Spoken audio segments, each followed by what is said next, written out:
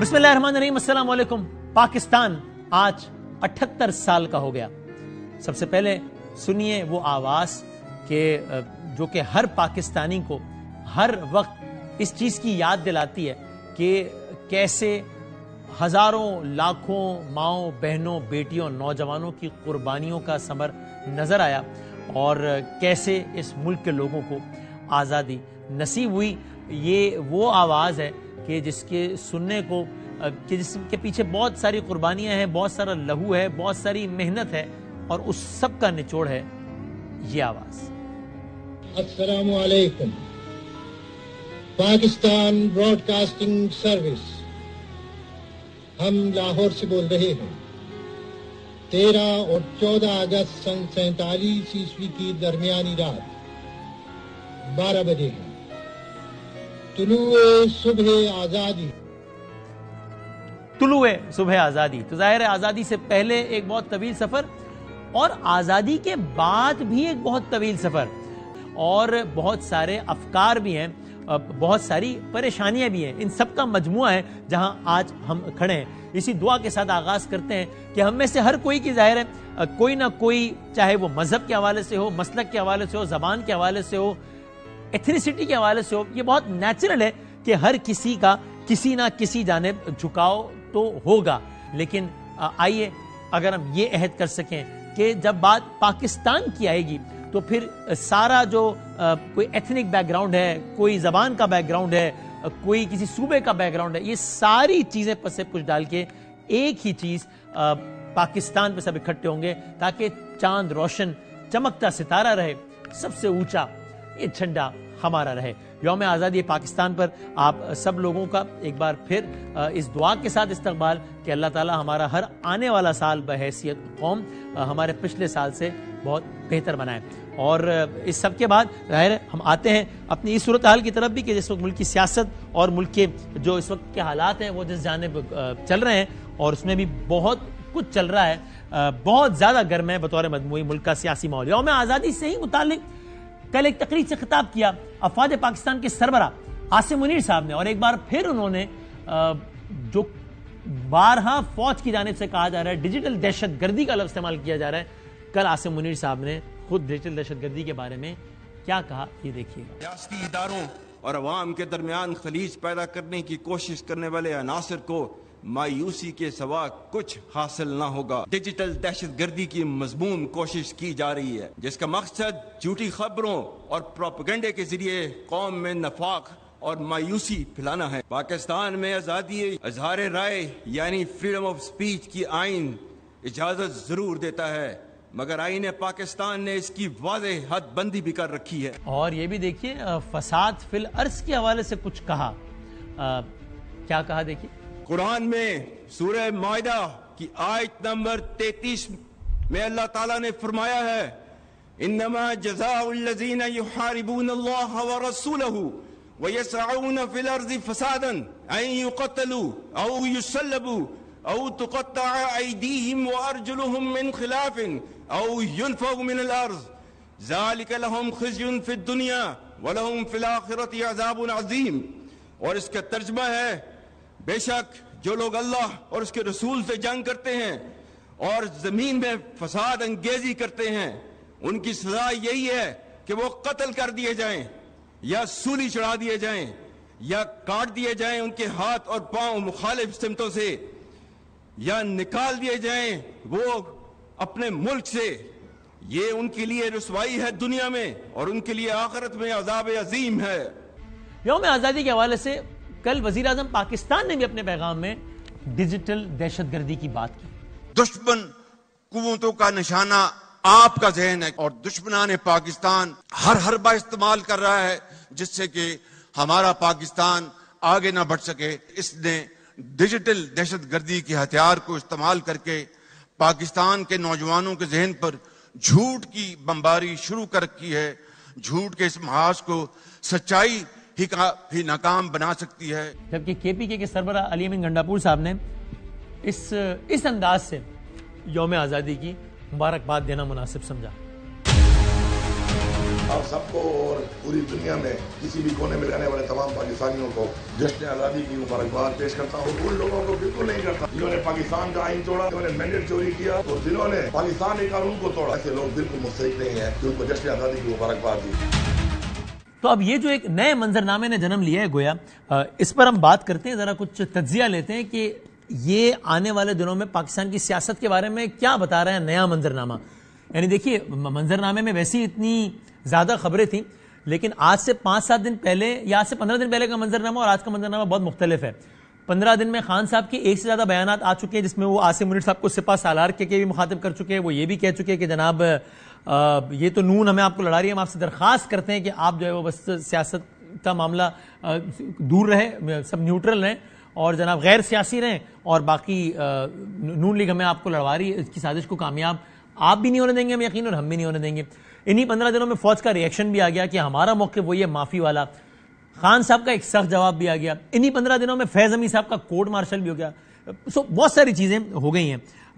بات کرتے ہیں جناب مصطفیٰ نواز کھوکھر صاحب ہمارے ساتھ ہیں, جناب محمد زبیر صاحب سابق گورنر سندھ ہمارے ساتھ ہیں, مصطفیٰ صاحب آف کورس سینئر سیاسی رہنما رہے, اور جناب عامر الیاس رانا صاحب سینئر صحافی تجزیہ کار ہمارے ساتھ ہیں. میں سب کا بہت بہت شکر گزار ہوں. عامر صاحب کوئکلی اگر میں آپ سے شروع کروں, یہ جو کچھ ہو رہا ہے, اور میں نے پچھلے صرف 15 دنوں کا منظرنامہ بتایا جس میں اور بھی چیزیں ایڈ کر لیجئے کہ افواج پاکستان کے سربراہ آ کر ڈیجیٹل دہشت گردی کا لفظ ایک بار پھر استعمال کر رہے ہیں اور بتا رہے ہیں کہ اس کے کیا کیا کنسیکوینسز ہوں گے جو لوگ یہ کر رہے ہیں. سو آنے والے دن آپ کو پاکستان کی سیاست کے بارے میں کیا بتا رہے ہیں؟ آپ ایگری کرتے ہیں کہ جو لوگ کچھ کہہ رہے ہیں کہ اگلے کچھ ہفتے بہت ہی ہنگامہ خیز ہوں گے, فیض حمید صاحب کے حوالے سے, آئینی ترمیم کے حوالے سے بہت کچھ ہو سکتا ہے؟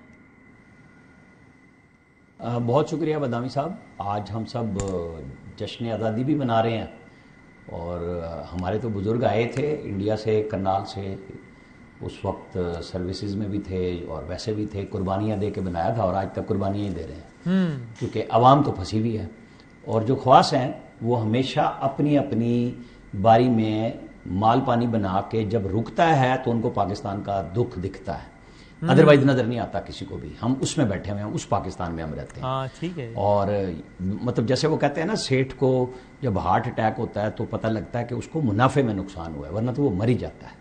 یہاں ہمارے جتنے درد لے کے پھر رہے ہیں نا جو سو کالڈ پاکستان کے لیے, ان کی بس اسی قسم کی کیفیت ہوتی ہے کہ میرا حصہ بند ہو گیا, میرا منافع کم ہو گیا. اس کے علاوہ کوئی دکھ نہیں ہوتا. حصے داری میں رہتے ہیں سارے, کیونکہ اپوزیشن میں ہوں تو جو حکمران ہوتے ہیں وہ بھی وہی کاروبار کر رہے ہوتے ہیں جو یہ اپوزیشن والوں نے بچا کے رکھا ہوا ہوتا ہے. تو جب ہم اس میں آتے ہیں اور جنرل فیض کا آتا ہے, اور آپ نے بڑا اچھا فکرہ کہا کہ سپہ سالار یاد آئے, وہ اس وقت یاد آئے جب ساتھ یہ بھی کہا تھا کہ مجھے لگتا ہے کہ مجھے ملٹری کورٹ میں لے کے جا رہے ہیں, کیونکہ ان کو کچھ نظر آ رہا تھا. کیونکہ جنرل فیض کے جو ساری چیزیں انکوائریاں وغیرہ جو میجر جنرل کر رہے تھے, ظاہر ہے وہ کوئی چھپ کے تو نہیں ہو رہی تھی, اور ان سے وہ گھر بھی خالی کرا لیا گیا تھا جو انہوں نے جنرل کالونی میں خریدا تھا کہ یہاں آپ نہیں لے سکتے آپ. مطلب وہ سسٹم میں اریٹنٹ تھے فوج کے, اور وہ باقاعدہ بلاک لگا رہے تھے. تو وہ فوج نے ہی پھر ان کو بلاک کیا, اور پھر پبلکلی تحویل میں لینے کی بات کر دی گئی, اور وہ بتایا گیا کہ جو فوجی پارٹ تھا اس میں صرف ٹاپ سٹی کا, اور باقی ان کی جو ظاہر ہے کہ وہ ایک پارٹی سے ایفیلیشن ان کی کوئی چھپی بھی نہیں تھی, جس کو ایک سسٹم لے کے آ رہا تھا, لیکن وہ پرائیویٹ پارٹ بنا دیا گیا ان کا کہ ریٹائرمنٹ کے بعد. اس میں بھی فوج نے اپنے ادارے کی ساکھ کو بچایا کہ اگر ہمارا ڈی جی آئی پرسنل اس پہ جا رہا ہے, لیکن جو ادارہ عمران خان کو بنا رہا تھا, جس کے لیے D G I S I اور D G I S P R نے پریس کانفرنس کی تھی کہ ہم نے بڑی لمبی چوڑی بریفنگز کی, آنے والے 10-11 سال کی جو قیادت ہے ان کو بتایا ہے کہ ہم پیچھے ہٹنا چاہ رہے ہیں, اور ہم نے بہت کچھ کر لیا عمران خان کے لیے. General Pasha, general Zaheer, general Rizwan, سب یہ لوگ کرتے رہے اور اپنے اپنی اس سائڈوں پہ چلتے رہے, بھاگتے رہے. کچھ چپ کر کے بیٹھ گئے تو ان کو ادارے نے بھی کچھ نہیں کہا. ان کو زیادہ غصہ تھا کہ میں ریٹائرمنٹ بھی لے لی, اپریل میں نے جانا تھا 22 میں, اور میں چلا گیا, اور یہ پھر نہیں بیٹھے.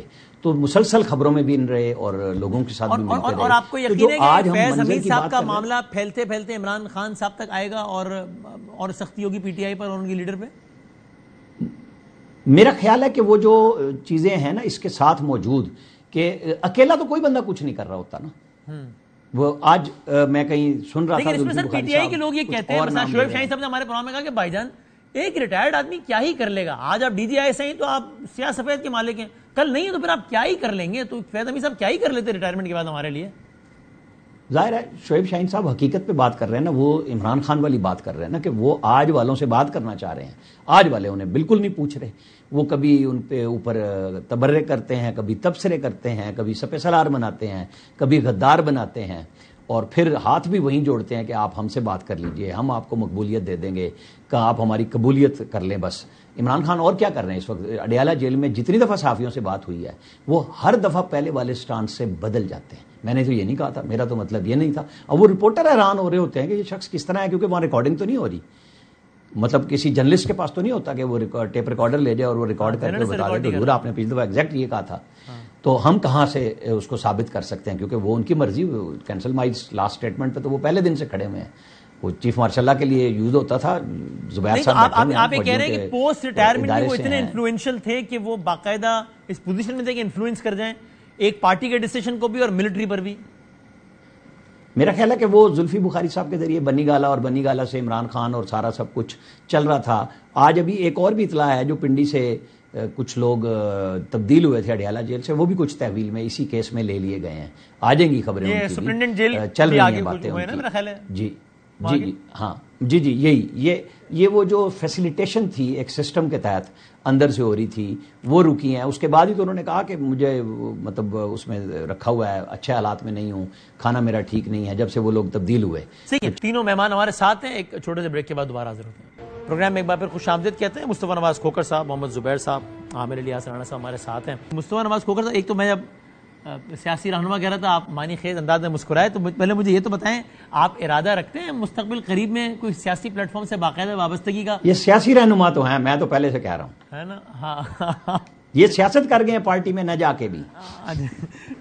تو مصطفیٰ ہم تو سمجھ رہے تھے جب یہ مفتاح صاحب جب پارٹی لانچ کریں گے تو آپ اس کا حصہ ہوں گے, وہ آپ اس پارٹی کا حصہ کیوں نہیں بنے ویسے؟ جی شکریہ بادامی بھائی. اس لیے نہیں حصہ بنا کہ تھوڑا سا سوچ کا اختلاف تھا اور اس حد تک محدود تھا وہ کہ ٹائمنگ ہمارے خیال میں اور کچھ اور دوستوں کے خیال میں ابھی ہمیں مناسب نہیں لگ رہی تھی, اور ہمارا خیال تھا کہ ہمیں تھوڑا انتظار کرنا چاہیے. اور میں خود پروپوننٹ رہا تھا اس چیز کا کہ جی ہمیں پولیٹیکل پارٹی بنانی چاہیے, لیکن 8 تاریخ کو جس طرح میرا تجزیہ غلط ثابت ہوا اور بہت سے پاکستان میں دانشوروں کا تجزیہ غلط ثابت ہوا, 8 کے بعد کی جو صورتحال ہے وہ بالکل ہی ایک ڈیفرنٹ صورتحال ہے. پاکستان کے عوام نے تمام تر مشکلات کے باوجود انہوں نے تحریک انصاف کو اکثریت بھی دلائی, انہیں ووٹ بھی دیے. تو ہم میرے خیال میں ایک نئی ٹیریٹری میں ہیں کہ جس میں معاشرہ بہت پولرائز ہو چکا ہے, اور شاید ایک نئی پولیٹیکل پارٹی کی جو گنجائش ہے وہ ابھی کچھ عرصے بعد نکلے گی, ابھی نظر نہیں آتا. تو یہ ہماری رائے تھی, میری بھی رائے تھی, ممکن ہے کہ اور ان کا خیال تھا کہ انتخابی مارکا جب بھی ہو یا اس سے پہلے آپ اسی پلیٹ فارم سے وابستگی کا اعلان کریں, یا اب آپ کا کوئی اور ہی پلیٹ فارم ہوگا جو بھی ہوگا وہ ابھی دیکھیں گے. ابھی قبل از وقت ہے, دیکھتے ہیں ملک کی سیاست کیا رخ اختیار کرتی ہے. ابھی ہم جو گفتگو کر رہے ہیں یعنی کہ پولیٹیکل پارٹیز کا آنا اور جانا اس ملک میں پچھلے 70 سالوں سے کسی نہ کسی صورت میں لگا ہوا ہی ہے, لیکن کیا ہم ملک کے مسائل حل کر سکے, کیا لوگوں کو ریلیف دے سکے, کیا آج 70 سال گزرنے کے بعد ہم دنیا میں اپنا کیا تعارف لے کر گھوم رہے ہیں؟ ہمارا تعارف انفارچونیٹلی, اور یہ لفظ کہتے ہوئے دکھ ہوتا ہے کہ ہم ایک ناکام ریاست کا تعارف لے کر پھر رہے ہیں کہ جس ملک کے اندر دہشت گردی عروج پہ ہے, انسان کا جان و مال محفوظ نہیں ہے, انصاف نہیں ہے, صحت اور تعلیم کی سہولیات میسر نہیں ہے, جو اشرافیہ ہے جس کے اندر تمام سیاستدان, ججز, جرنیل, بیوروکریٹس, بڑے سرمایہ دار سب لوگ شامل ہیں, وہ ایک ایسا ایکسپلائٹیٹو ہم نے ریاست بنا دی ہے کہ جس میں ہر کسی نے اپنے انٹرسٹ کو پروٹیکٹ کر لیا ہے, لیکن 25 کروڑ لوگوں کی جانب کوئی نہیں دیکھ رہا, جو ملک کو آنے والے چیلنجز ہیں ان کی جانب کوئی نہیں دیکھ رہا. اور آج کہنے کو تو سیاسی جماعتیں اقتدار میں موجود ہیں, لیکن کیا وہ ڈیلیور کر پا رہی ہیں؟ تو یہ پاکستان کے لیے بہت سے سوالات اکٹھے ہو گئے ہیں, اور ان میں میرا نقطہ نظر یہ ہے کہ 77 سال سے ہم ایک بنیادی تضاد کو حل نہیں کر پائے.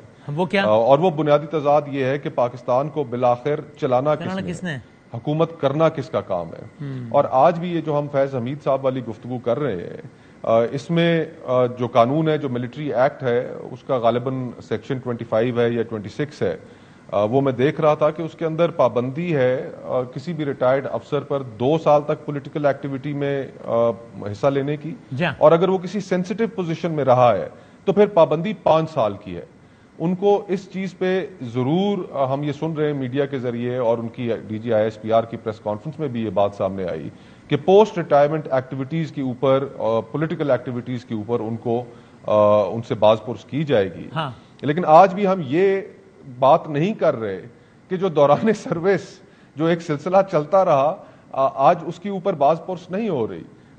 ہمیں اس تضاد کو حل کرنا ہے کہ آخرکار اس ملک پہ حکمرانی عوام کی منشا کے مطابق کی جائے گی یا بند کمروں میں فیصلے کر کے، جس کے اندر سیاستدان بھی پاور عملاً حل کیا ہے؟ ایک تو بڑی سیدھی سی بات ہے جو کہ میری بھی رائے ہے اور آئی ایم شور آپ کی بھی ہوگی کہ بھائی جان ملک سیاستدانوں نے چلانا ہے، ان کو چلانے دیں. وہ بالکل کرپشن بھی کریں گے، اس کا مطلب یہ نہیں کرنی چاہیے، لیکن یعنی یہ خراب جمہوریت ہوگی، کوالٹی آف ڈیموکریسی بہت ہی خراب ہوگی. لیکن خراب جمہوریت کا حل ہے مزید جمہوریت. آپ انٹرونشن نہ کیجئے، عوام اٹھا کے باہر پھینک دیں گے سیاسی جماعت کو. ضیاء صاحب نہیں کچل سکے پیپلز پارٹی کو، بیڈ گورننس نے پیپلز پارٹی کو محدود کر دیا ایک صوبے تک. یوں 5 سال کے لیے گورنمنٹس کرنے دیجئے، نظام میں تطہیر ہوتی چلی جائے گی، ادارے مضبوط ہوں گے، ملک بہتر ہوگا. آن پیپر بالکل میری بھی یہ رائے، آپ کی بھی رائے ہوگی. اب عملاً آپ کے خیال میں کیا ہے؟ یعنی عملاً کیا یہ سولوشن ہے؟ یعنی اس طرح تو کوئی، وہ فواد چودھری کا میں جملے کا سہارا لیتا ہوں کہ وہ کہتے ہیں کہ بھائی جن کے پاس پاور ہے وہ میری آپ کی گزارش سے تو پیچھے تو کوئی نہیں جائے گا. غالباً وہ کہتے ہیں پتہ نہیں کون ہے. سو سارے اسٹیک ہولڈر مل کر بیٹھیں اور کوئی آگے کا عمل بنے تو یہ حل نکلے گا، یا خالی سیاستدانوں سے گزارش کی جائے کہ بھائی جان آپ کسی کے اعلی کار نہ بنے کبھی تو یہ حل نکلے گا، یا اسٹیبلشمنٹ سے گزارش کی جائے کہ بھائی جان آپ مہربانی کریں تو حل نکلے گا؟ حل کیا ہے؟ دیکھیں، حل تو یہی ہے نا، کوئی راکٹ سائنس نہیں ہے. دنیا کے اگر باقی ملکوں نے ترقی کی ہے، ہم دنیا کو چھوڑ دیتے ہیں. ہم اپنے برابر میں دیکھ لیتے ہیں کہ ہم نے سفر تو اکٹھا شروع کیا بھارت کے ساتھ، لیکن آج بھارت کس جگہ پر پہنچا ہے اور ہم کہاں پر کھڑے ہیں. اور فرق دونوں ممالک کے اندر کیا رہا؟ فرق یہ رہا کہ انہوں نے 1947 کے بعد کوئی وقت ضائع کیے بغیر انہوں نے اپنا آئین بھی بنا لیا اور ایک سفر پر جمہوریت کے چل پڑے. پاکستان میں ایڈلٹ فرینچائز کے تحت جو پہلا الیکشن ہوتا ہے وہ 1970 میں آ کر ہوتا ہے، اور اس وقت تک انڈیا میں 4 الیکشنز ہو چکے ہوتے ہیں. ان کی 3 پارلیمنٹس جو ہیں اپنی مدت پوری کر چکی ہوتی ہیں اور چوتھے الیکشن کی جانب وہ جا رہے ہوتے ہیں. اور ہم تو 47 سے 58 تک میرا خیال ہمارے 9-10 وزیر اعظم آگے پیچھے ہو گئے تھے پارلیمان اور الیکشن کے بغیر ہی، لیکن وہ الگ الگ. وہ انڈیا سے بیان آیا کہ میں اتنے پاجامے نہیں تبدیل کرتا جتنے پاکستان میں وزیر اعظم تبدیل ہوتے ہیں. جی، تو اور یہ عموماً وہ بحث ہے کہ جو قومیں اپنے شروع کے اوائل میں ہی طے کر لیتی ہیں، اور ہم نے جناح صاحب کی وفات کے بعد میرے خیال سے تو آئیڈیا آف پاکستان جو تھا وہی ہائی جیک ہو گیا. وہ جس طرح کی شخصیت تھے، جس طرح کا پاکستان چاہتے تھے، ایک لبرل پروگریسو پاکستان، اور اس کی کئی دلائل موجود ہیں، ثبوت موجود ہیں کہ انٹرنیشنل پالیٹکس میں اس وقت ان کا کیا کردار رہا، کس طرح سے پاکستان کا چہرہ دنیا کے سامنے پیش کیا گیا. لیکن اس سارے سے ہم ہٹتے چلے گئے. پھر ریجن کے اندر وارز آ گئیں، سپر پاورز انوالوڈ ہو گئیں، اور پھر الٹیمیٹلی جو ہم نے ایک عرصے میں جب پولیٹیکل کلاس کو فارغ ہوتے ہوئے بھی دیکھا، ایبڈو کے تحت کہ جو لوگ پاکستان کو بنانے میں شامل تھے، تحریک پاکستان میں جن کا بہت بڑا حصہ تھا، ان ساروں کو ایک ملٹری ڈکٹیٹر نے کہہ دیا کہ یہ سیاست کے لیے اہل ہی نہیں ہے. اور پھر اس کے بعد جو رول سیاست کے اندر ہماری اسٹیبلشمنٹ کا بڑھتا چلا گیا، جو ریجنل وارز ہوئیں انہوں نے بھی ہیلپ نہیں کیا. ریجنل وارز ٹھیک ہے، یہ آپ نے اس کا بیک گراؤنڈ بتایا نا. میں ذرا بھی تھوڑی دیر میں آپ کو دوبارہ آتا ہوں تو پھر ہم اس پہ کنکلوژن میں اس پہ بات کرتے ہیں کہ اس پہ جو میں حل کی بات کر رہا ہوں نا، ایک ہے وہ شہباز شریف صاحب کا مائنڈ سیٹ. ان کی شاید آفیشیلی کوئی پوزیشن نہ ہو، لیکن ہم سب جانتے ہیں ان کا مائنڈ سیٹ ہے کہ بھائی جان اس طرح کوئی خاتمہ نہیں ہونے والا سیاست سے. یہ ایسے ہوگا کہ سیاستدان جو ہے وہ پہلے اپنے قدم مضبوط کریں، ادارے مضبوط کریں، یہ ہو وہ ہو، اس کے بعد ہی آپ اگلوں کو پیچھے کر سکتے ہیں، ورنہ تو یہ ایسے ہی رہے گا معاملہ. میں اس پہ بات کرتا ہوں آپ سے. لیکن زبیر صاحب، ابھی ہم جس موضوع پہ بھی بات کر رہے ہیں، اور یہ فیض حمید صاحب والا ایشو جو بہت چل رہا ہے، ایک بات یہ بھی آ رہی ہے کہ جناب وہ ٹورڈز دی اینڈ وہ ذرا وکٹ کے دوسری طرف بھی چلے گئے تھے، اور مسلم لیگ نون کی طرف بھی ان کا جھکاؤ ہو گیا تھا، چونکہ ان کو لگتا تھا کہ اب اگلا آرمی چیف ان کو مسلم لیگ نون لگا سکتی ہے. سو آپ بتائیں، آپ کی جن 2 ملاقاتوں کا بہت چرچا ہوا، یہ وہ ٹائم تھا جب اپیرنٹلی نون اور اسٹیبلشمنٹ کے تعلقات بہت خراب تھے. آپ کی ملاقات ہوئی اس وقت کے آرمی چیف باجوہ صاحب سے، دوسری میں اس وقت کے ڈی جی آئی ایس آئی فیض حمید صاحب بھی تھے. بہت بڑی خبر تھی وہ اس وقت. آپ کو اس دوسری ملاقات میں فیض صاحب کے حوالے سے آپ کو لگا کہ کوئی چینج آف ہارٹ ہے towards P M L N یا نہیں؟ نہیں جی، بالکل بھی نہیں تھا. میرا خیال ہے وہ زیادہ ہاک تھے ایز فار ایز مطلب PMLN واز کنسرن، مطلب کمپیئر ٹو جنرل باجوہ اگر میں کروں. جنرل باجوہ تو تھوڑا سا سننے کے لیے تیار تھے اور سن بھی رہے تھے کافی گھنٹوں تک. General Faiz Hamid was very strong in terms of his opposition to PMLN. اور اس کے بعد بھی میری ملاقات ہوئی تو وہ ان کا تھوڑا سا چینج ہو گیا تھا 4-5 مہینے کے بعد. لیکن جو پہلے جو میرا انیشل اسیسمنٹ تھا، لیکن میں وسیم میں تھوڑا سا براڈر بات کر لوں کہ دیکھیں نا جنرل فیض حمید، ابھی کوشچن یہ ہے کہ جس طرح یہ پورا ہمارا یہ سائیکل چلتا ہے نا، جب بھی آپ نے جس طرح ابھی جنرل فیض حمید کو گرفتار کیا ان کے اوپر کیس چلے گا اور چلنا بھی چاہیے، جو انٹرنل انکوائری ہے ان کی. 2 چیزیں ہوتی ہیں امپورٹنٹ کہ جی کوئی غلط کام ہوا ہے تو آپ نے اس کام کو آئیڈینٹیفائی کر لیا کہ غلط ہوا ہے. اس سے زیادہ امپورٹنٹ جو ہوتا ہے نا وہ یہ ہوتا ہے کہ کیا جس وجہ سے وہ پرابلم ہوا تھا وہ آپ نے فکس کر لیا فیوچر کے لیے یا پریزنٹ کے لیے. صحیح ہے. تو اچھا یہاں لوگ سمجھتے ہیں کہ عبرتناک سزا ہو جائے گی تو فکس ہو جائے گا. بھائی عبرتناک سزا سے نہیں ہوتا. جو چیکس اینڈ بیلنسز تھے، جو کنٹرول میکینزم تھا، جو ڈیسیجن میکنگ پروسیس تھا، جو ان کو لامحدود ان کو پاور دیتا تھا، جس کی بنیاد پر انہوں نے جا کے یہ سب کیا. جو ٹاپ سٹی کے کیس میں ہمیں بتایا گیا فار ایگزامپل کہ جی ISI رینجرز کے لوگوں کو وہاں بھیجا گیا اور انہوں نے یہ سب کچھ کیا اور پھر وہ زبردستی زور زبردستی and so on and so forth. کیا اس سے پہلے ہوتا رہا تھا؟ اس سے پہلے کہ جو جنرل ظہیر الاسلام تھے، جنرل رضوان تھے، جنرل شجاع پاشا تھے، ایک اس سے پہلے حمید گل صاحب تھے، وہ پورے انڈیپینڈنٹلی جنگ لڑ رہے تھے. آج وہ اس جنگ کو کوئی دفاع نہیں کرتا، اس پالیسی کا کوئی دفاع نہیں کرتا کہ جی ہم نے جو افغانستان میں جو اپنے آپ کو فرنٹ لائن اسٹیٹ بنایا اور جس طرح سے لڑی گئی.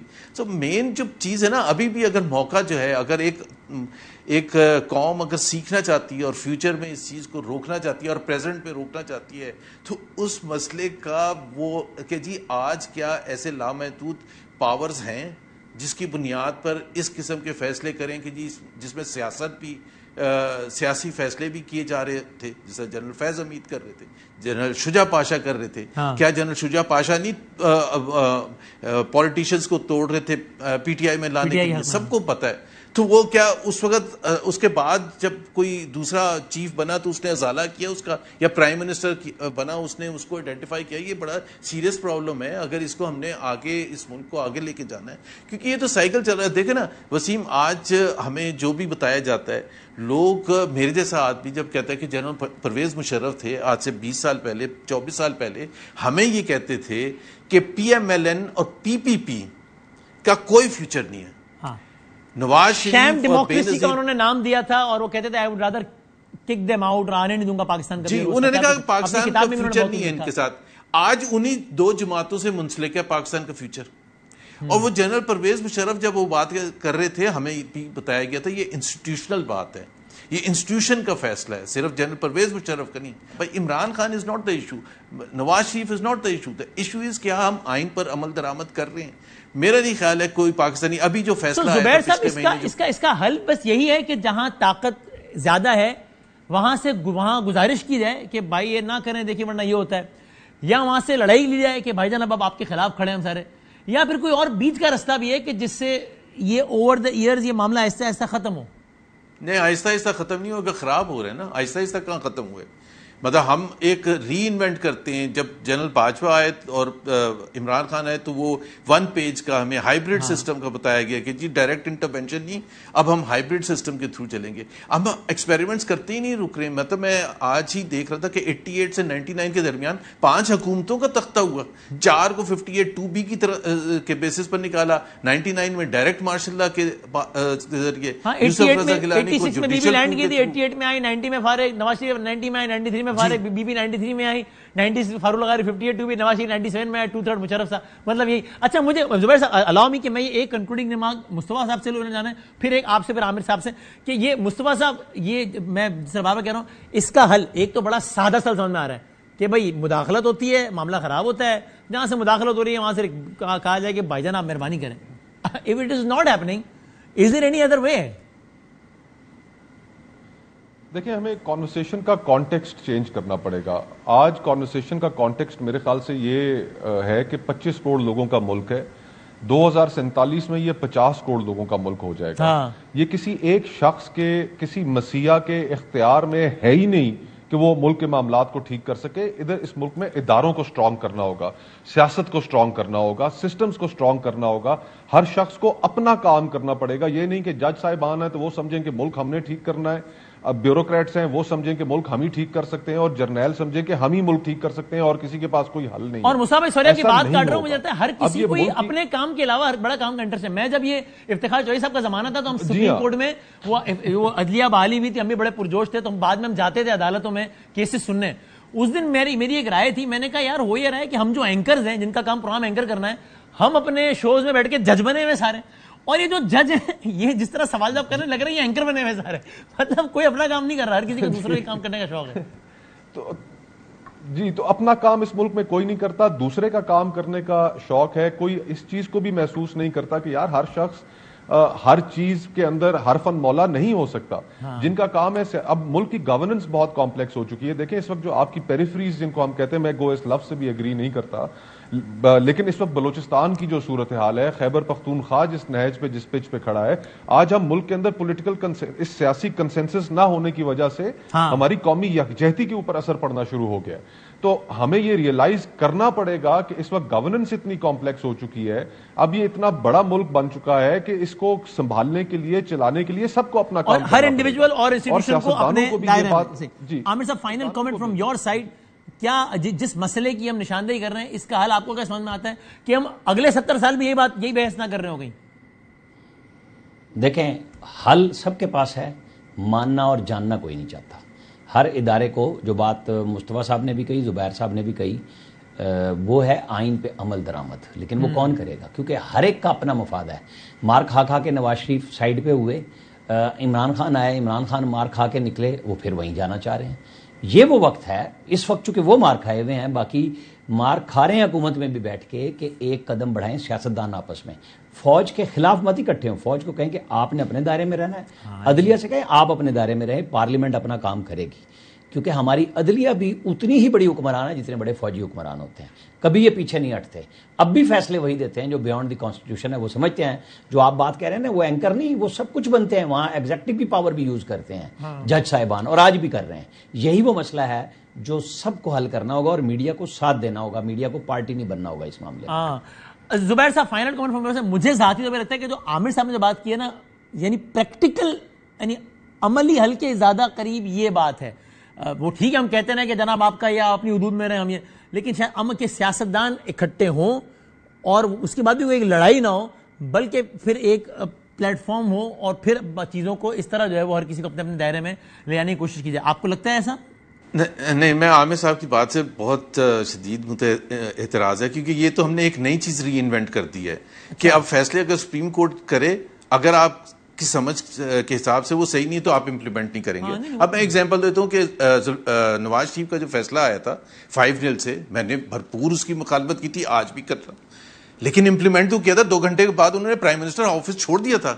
اب ہم نے یہ ایک نئی چیز آ گئی ہے ملک میں کہ جی چونکہ وہ فیصلہ صحیح نہیں ہے کسی کی نظر میں, سب کی نظر میں, میری نظر میں وہ 8-2 کا فیصلہ بہترین فیصلہ ہے, عامر صاحب کی نظر میں وہ نہیں ہے. لیکن عامر صاحب کہہ رہے ہیں کہ ہمیں اس فیصلے کو نہیں ایکسیپٹ کرنا چاہیے. یہ تو ایک اور ہم آزمائش میں ڈال رہے ہیں اس ملک کو. 25 کروڑ عوام دیکھتے رہیں گے بھائی ہماری کب باری آئے گی اس ملک میں, ہمیں کب 2 وقت کی روٹی ملے گی, ایجوکیشن ملے گی, صحت کا نظام ملے گا, صاف پینے کا. ایسے نہیں ہوتا بھائی. آپ کو نہیں فیصلہ اچھا لگا وہ ایک الگ چیز ہے, آپ اس کو بلاک کرنے کے لیے ایک قانون, پارلیمنٹ ایک قانون پاس کر دے, تو اس کا مطلب ہے فیوچر میں کبھی کوئی بھی فیصلہ ہو اور پارلیمنٹ اس کو بلاک کرنے کے لیے ایک دوسری چیز کر لے, جیسے ابھی کیا ہے 8-2 کا فیصلے کو سٹاپ کرنے کے لیے. اور بات بڑی سمپل سی ہے یار, اسلام آباد جیسی 3 سیٹوں کا اگر پاکستان جیسا ملک فیصلے نہیں کر سکتا, 3 سیٹوں کا 6 مہینے ہو چکے ہیں, صرف فارم 45 کو فارم 47 سے میچ کرنا ہے. اگر جس ملک میں یہ کیپیسٹی نہیں ہے وسیم, تو میں آپ اس سے زیادہ کیا کہہ سکتے ہیں کہ باقی دنیا ہمیں دیکھ کے کیا کہے گی. باتیں ہماری سن لیں اور ایک چھوٹا سا فیصلہ کرنے کے لیے ہم تیار نہیں ہیں, کیونکہ وہ جو چھوٹا سا فیصلہ ہے وہ بہت بڑا ہوگا حکمراں جماعت کے لیے, اور ان کے لیے یہ ایکسیپٹیبل نہیں ہوگا. اس لیے میں اس کو بلاک کرنے کے لیے ہر چیز کرنے کے لیے تیار ہوں گا. بہت بہت شکریہ محمد زبیر صاحب, تھینک یو ویری مچ محمد زبیر صاحب, مصطفیٰ نواز کھوکر صاحب, عامر علی صاحب, بہت شکریہ. ہم بریک کے بعد کنکلوڈ کرتے ہیں. میں اس دعا اور گزارش کے ساتھ اختتام کروں گا. آج 14 اگست ہے, دن ختم ہو رہا ہے ابھی, کہ ہے بڑی روایتی سی بات لیکن بات بہت زیادہ اہم ہے کہ اللہ کرے کہ ہم بطور قوم اس نہج پہ پہنچیں کہ جہاں پر جب ملک کی بات آئے تو پھر ہم ہر اپنے نسل, مسلک, مذہب اور سیاست, یہ سارا جو پس منظر ہے, یہ ساری جو وابستگی ہے, یہ پیچھے ہو اور یہ والی وابستگی سب سے زیادہ مقدم ہو اور سب سے زیادہ آگے ہو. اور یہ بھی کہ جس طرح ہم اپنے لیے یہ سمجھتے ہیں کہ ہمیں آزادی اظہار رائے ہمارا رائٹ ہے, یہ رائٹ ہم سب کو دینے کے لیے تیار ہوں. اور پولیٹیکل پارٹیز پاکستان میں, چونکہ آج گفتگو اس کانٹیکس میں اس حوالے سے کہہ رہا ہوں کہ مجھے ایسا لگتا ہے کہ یہ شاید ان پاپولر سی بات ہو, لیکن اگر پاکستان میں جب تک سیاسی جماعتیں ان کے درمیان یہ پولرائزیشن کا خاص جو ماحول ہے, اگر یہ کچھ کم نہیں ہوگا تو پھر معاملات بہتر نہیں ہو سکیں گے. تو سیاسی جماعتوں کو, جمہوری جماعتوں کو جمہوری کلچر کو پروان چڑھانا ہے تاکہ کارکنان میں بھی یہ جذبہ آئے کہ اختلاف رکھنا ہے لیکن ایک اس کو ذاتیات میں لے کے آنا لیڈران میں بھی ہو, اور سب مل کے حساس اور اہم ایشوز پر بیٹھیں اور ملک کو آگے لے آنے کے لیے اس صورت نکال سکیں. زندگی صحت رہی تو کل ملیں گے انشاءاللہ. اللہ حافظ.